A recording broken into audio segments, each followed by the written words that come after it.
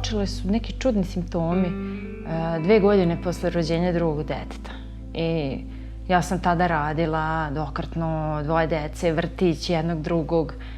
I bilo je ono posla, stalno sam bila aktivna, ali nisam sebi uopšte nisam tome pridavala značaja, jer mlad si, radiš, pa sve i okolina je uvek govorila, ma to si se ti premorila. A ja sam primetila da meni energija počela da pada, da se brže umaram. I onda jednom primetila sam da mi je dodir nije bio. Nije nešto bilo u redu. Pohvala sam meso i prsnulo mi je vrelo ulje na ruku, a ja uopšte nisam osjetila da me peče. I tad sam se uplašila i rekla sam, ja idem sad kod doktora, nešto nije u redu, ovo je nemoguće. Da mi vrelo ulje prsne na ruku i ja da ne osjetim.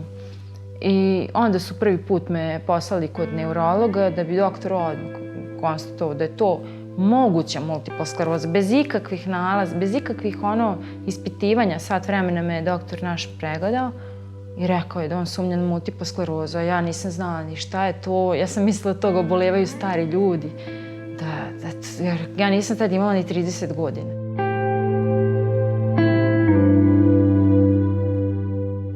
Kada je urađena magnetna rezonanca i posle vađen likvor, onda se utvrdilo da je multipla skleroza, ali još uvek nisam ja tome nikakvog značaja pridavala, jer ja sam se još uvek koliko toliko osjećala dobro.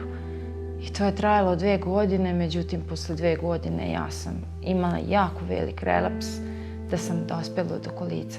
Pulsnu terapiju sam primila, meni se stanje popravilo fino, a onda je u roku od 2 nedelje drastično počelo da pada i moje mogućnosti. U suštini, posle 2 nedelje bila sam gore nego što sam pre terapije bila. Znači, ja sam bila u bolnici mesec dana. Ja nisam mogla da sedim, ja nisam mogla sama da se okrenem na bok. Mene su okretali čaršavom. Znači, da me ne bi povredili, ja ne znam, nisam mogla sama da se hranim. To je bilo stanje, pa ja ne znam kako čovek, ne mogu to samo ko je doživeo može da razume. Da ti možeš samo da trepćeš i da pričaš. Ništa drugo ne možeš. Sve drugo, znači zavisiš od okoline maksimalno.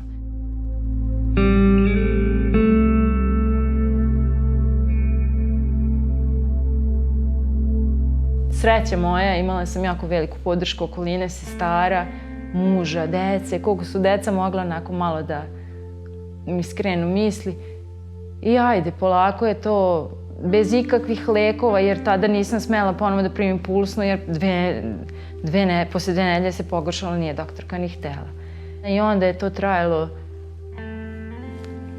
par godina samo par godina da je meni trebalo, meni su medicinske sestre dolazile 3 puta dnevno kad je muž počeo da radi. I meni je trebala pomoć druge osobe da se hranim, da skuva ručak deci, da se ja umijem, ličnu higijenu da obavim.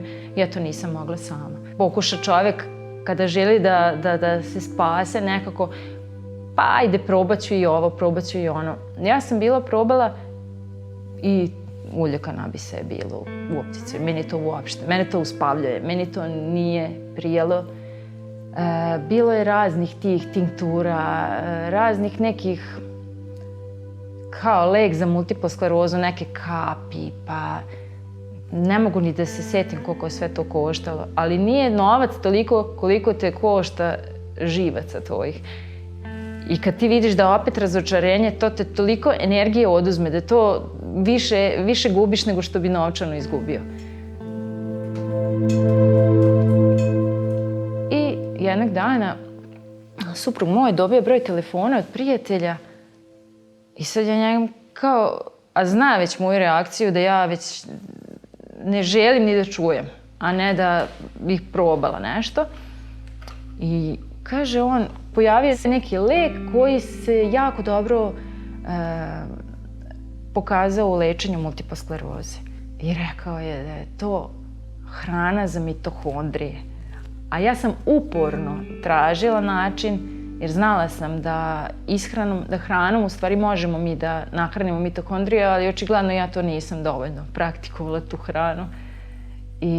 A ovo je bilo nešto što će pomoći.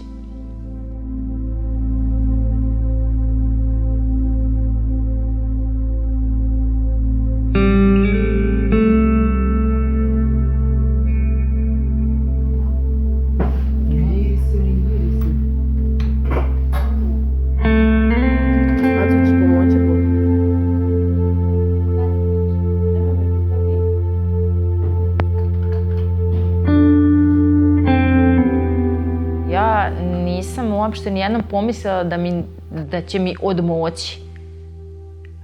Kad sam počela to da pijem, ta prva nedelja, ja sam videla da je to nešto jako snažno. Jer je meni toliko organizam burno reagovao da to uopšte nije mala stvar.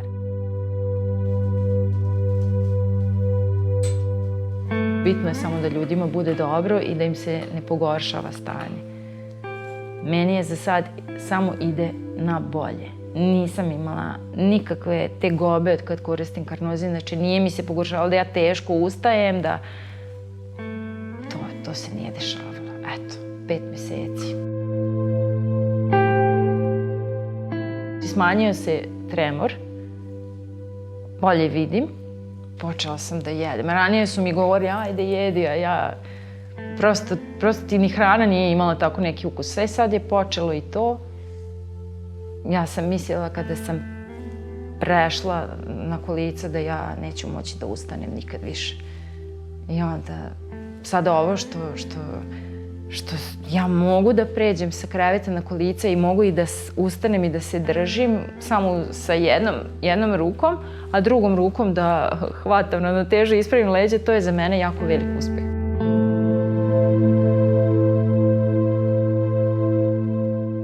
Ja još uvek ne hodam kako bi trebalo, jel? Možda me malo i to podstaklo. I ja se ohrabrilo me to što nisam drhtala. I ja krenem polako, sednem, odmorim, vratim se na krevet. Posle toga meni je srce tako lupalo. Ne od straha, nego ja to ne mogu da opišem. Znači, ja uopšte se nisam oslanjala na kolica koliko sam se oslanjala na svoje noge. I pokušam tako.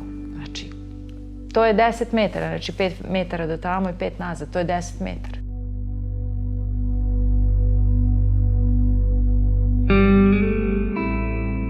Pa kad sam počela da pijem karnozin, imala sam problem velik. Međutim, 3 ili 3,5 meseca je trebalo da ja primetim da ja moram da odem do toaleta. Prosto ja moram. A imala sam goste. I šta ću, lepo odem, ustanem. Nisam ni razmišljala da ću moći, pošto imam rukohvat. I lepo sama, nije mi ničija pomoć trebala. To je bio jedan dan, dobro. Sledećeg dana opet, sad još bolje, prosto osetiš, vraća ti se sve ono što je ranije bilo i kako je bilo. Jednostavno, vidiš da telo počinje da te sluša. Ti nešto poželiš da uradiš i ti to možeš da uradiš. Znači, poželiš da se uhvatiš čvrsto za nešto i ti si siguran da ti kad se uhvatiš čvrsto za to ne može ništa da ti se desi loše, ne možeš da padneš. I ja poželim da sednem na bicikli, jer ja sam uvek voljela da vozim bicikli i jedva čekam da ponovo sednem na svoj bicikli, ali pravi, ne na sobni. I bio je sin mlađi moj kod kuće i ja ga zamolim da snimi, baš da vidim kako će to, jer ja ne mogu sebe da vidim, vide me drugi. I ja nekako skupim i hrabrosti i snage i ajde, prvi put probam, mada noge su mi klizale i nisu noge još bile dovoljno jake, ali ja sam uspela da sedem na taj sic i da okrenem par puta.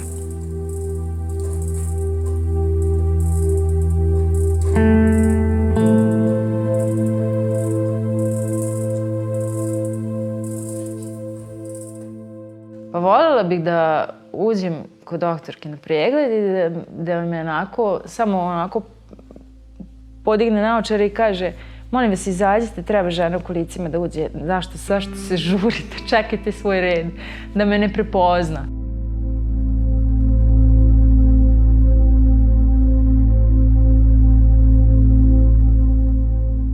Pa ja ću se potruditi da vas iznenadim.